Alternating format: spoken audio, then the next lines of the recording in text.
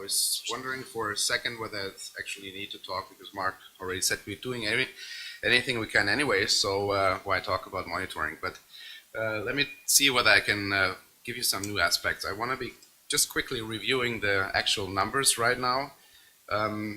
This is actually something that you're probably aware of, but many people mistakenly believe that in endovascular treatment the numbers for thoraco-abdominals are lower when it comes to paraplegia. Is actually not true. This is the current literature. Don't want to bore you with this, but even the most experienced centers in the world did not manage to get the paraplegia rates below 5–6%. And you see that from Roy Greenberg, it's not historically yet, but it's 6 years old data, it's still 20%. Why is that? Because we all rely on a very old understanding of spinal cord perfusion. This is the thesis of Adamkiewicz from 1881, published in Krakow. And these are those beautiful drawings that I got from Dr. Grieve, and all of us, I believe, learned in medical school that there's one artery that supplies the spinal cord, and this is a paradigm that's probably wrong. At least it's not applicable for our purposes. This is a paper, my first paper that I wrote with Dr. Grieve, and all of those bars you see on this image represent one patient that had complete sacrifice of all segmental arteries on all the levels that these bars cover. The red area is where the artery of Adamkiewicz is supposed to rise from the aorta. So theoretically, statistically, there should be 60–70% paraplegia rate if this paradigm was true. Fact was, it was only 2%. It's a mix, not all have two aneurysms here. So something must have been wrong with this theory. So we went to the lab, and interestingly, that's my belief why no one solved this issue so far, is that because there's totally different mechanisms behind it. In open surgery, we basically cross-clamp. In endovascular, we sacrifice segmentals.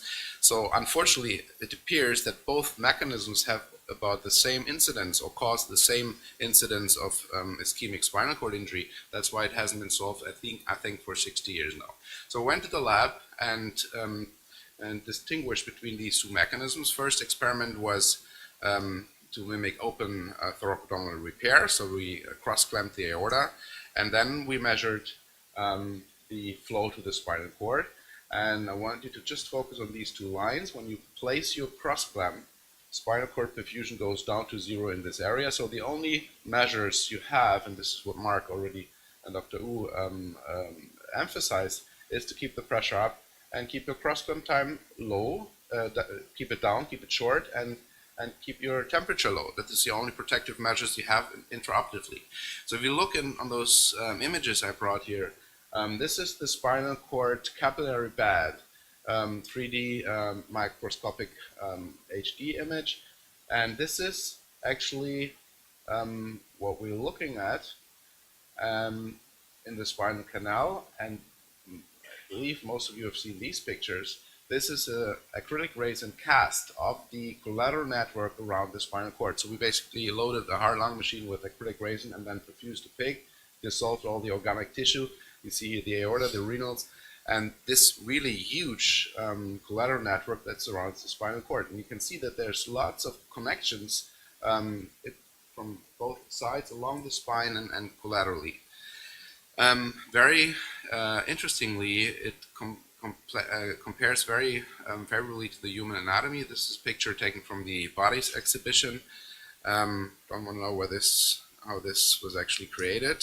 And you see that there's a really not one artery going to the spinal cord, but it's a number. They are already, if you use different colors, you can see that there are already collaterals that's basically connect segments along the spinal cord.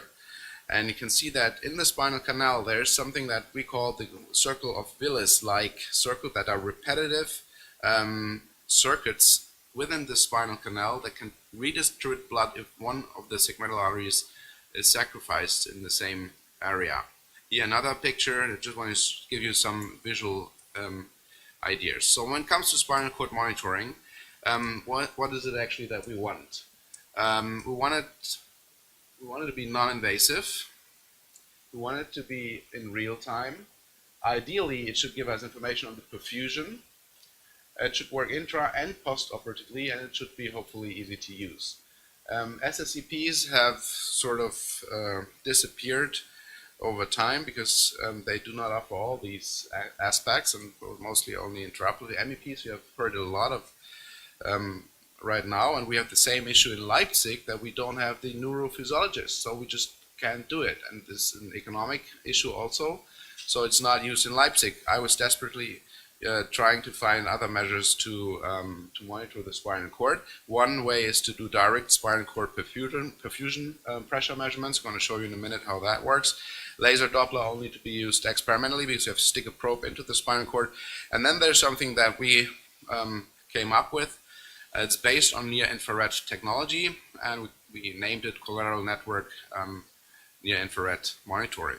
Has been used in the past, or attempted in the past, didn't work because light cannot penetrate bone. If you put your optoid in the middle of the spine, it just doesn't work because it doesn't reach the spinal cord. Also, the spinal cord tissue is so little that you're never going to get real information focusing on the spinal cord.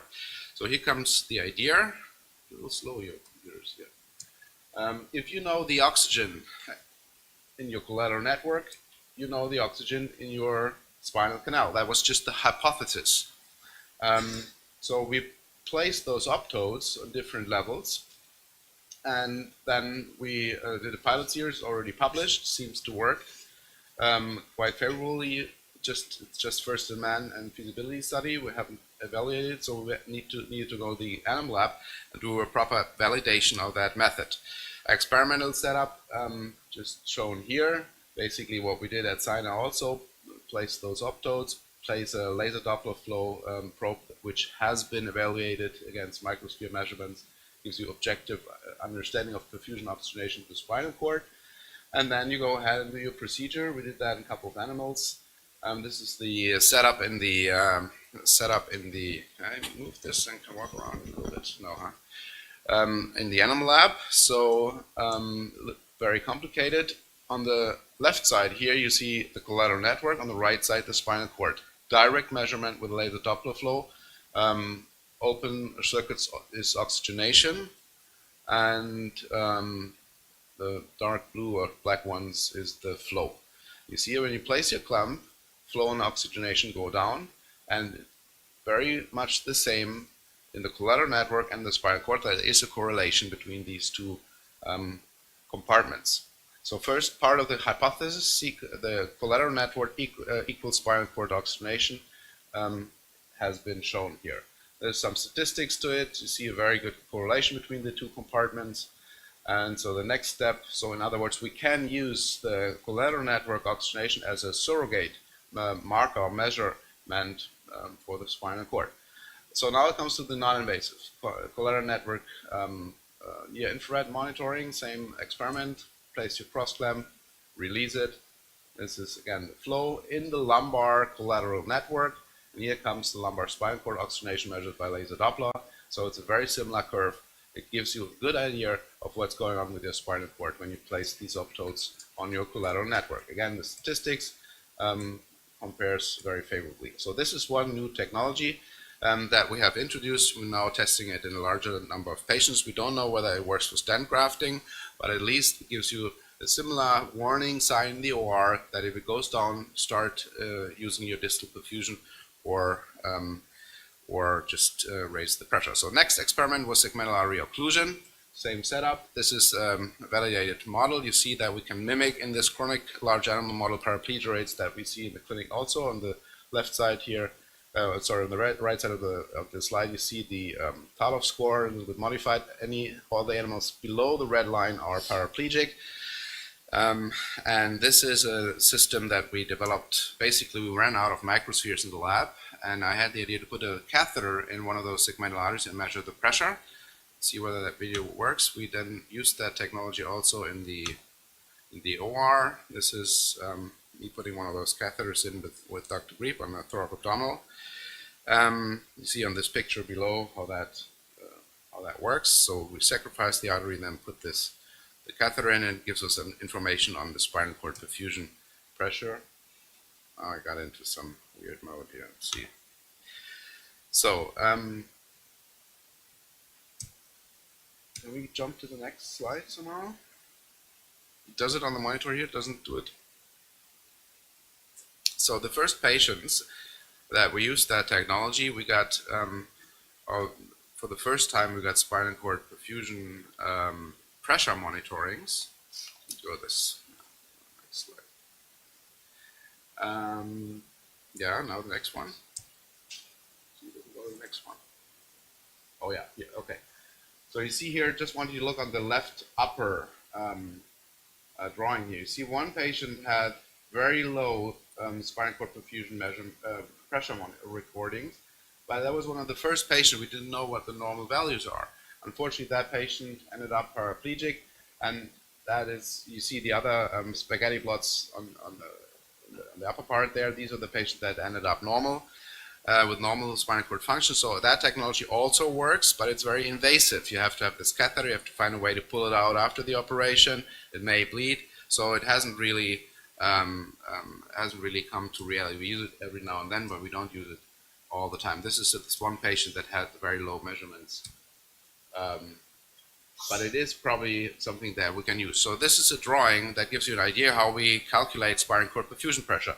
Collateral network pressure minus the cerebral fluid pressure, which is obviously easy to measure with your CSF catheter. You have to be aware that not only the CSF pressure, but also central venous pressure contributes to the pressure within the spinal canal, because the veins are directly connected and they are inside the spinal canal. So, but back to this experiment, we sacrifice the segmental arteries. You see here what happens. The spinal cord perfusion pressure goes down, measured with this catheter, and then 48 hours later, it starts recovering.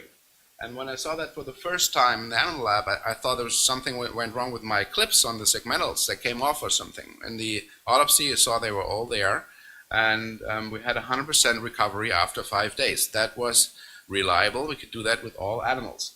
And we had, there must be a mechanism, in other words, that can regenerate spinal cord perfusion. And now we had to look in the microscopic images of that collateral network. Here's some electron microscopic pictures. Of course, as a cardiac surgeon, I have no idea what I'm looking at here, so I sent it to Max Planck Institute in Germany, and they said, what you see here is arteriogenesis. And they were totally excited and said, well, how did you create these pictures? And I said, well, I explained to them the setup, and then we said, okay, there's other changes. There's an enlargement of lower thoracic and lumbar collaterals. There's an enlargement of epidural arcades. And most interestingly, there's a complete change of the architecture of the small arteries in this collateral network. See on the left, this is a natural native state. And on the right side of this image, so here, you see what happens 5 days after occlusion of all segmental arteries. If you put that into scientific numbers, you see here that they are all in a random alignment, and after 5 days they start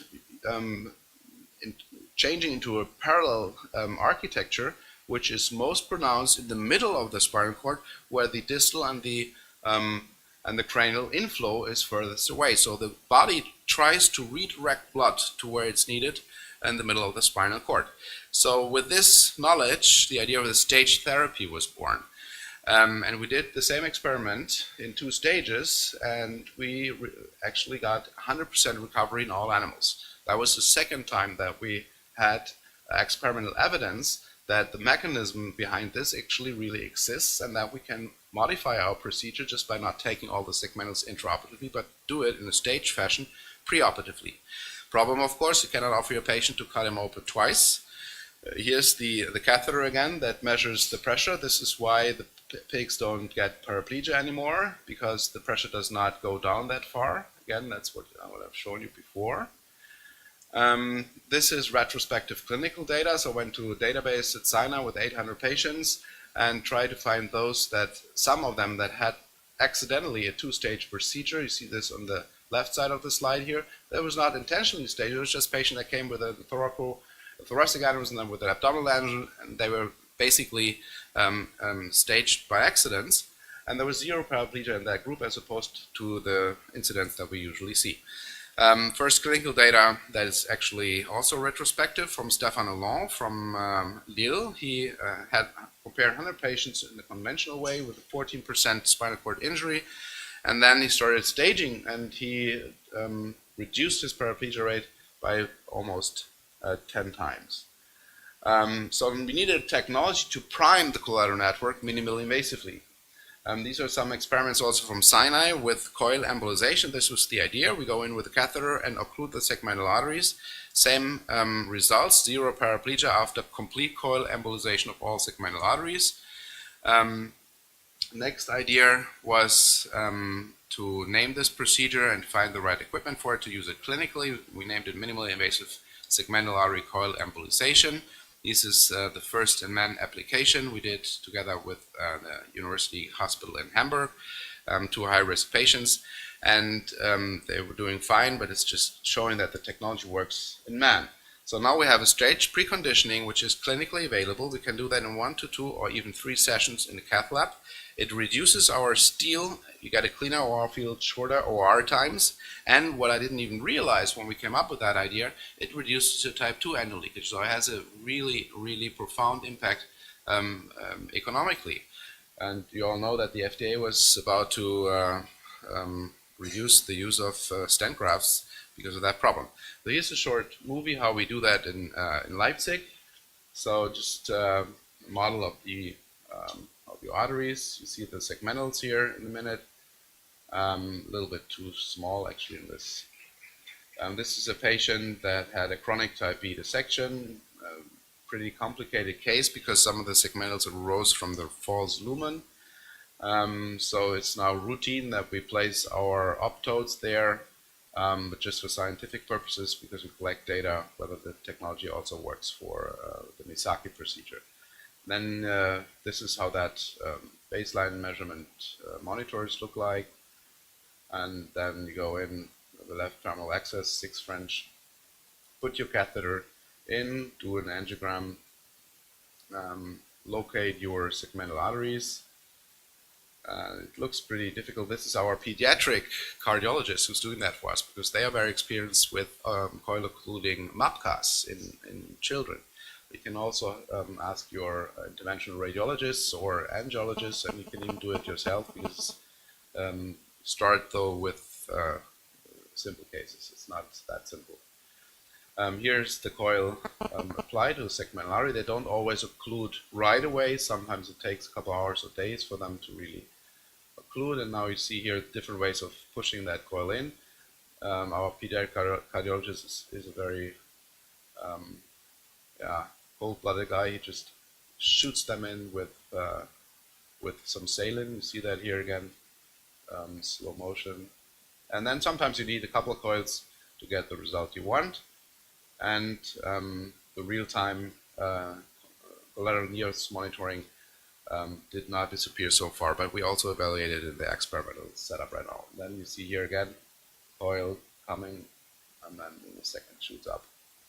This is one of those patients that had 1 session. We do not occlude more than 6 or 7 segmental arteries in one session so far, but we have no sufficient data yet, so we have to have a good safety margin.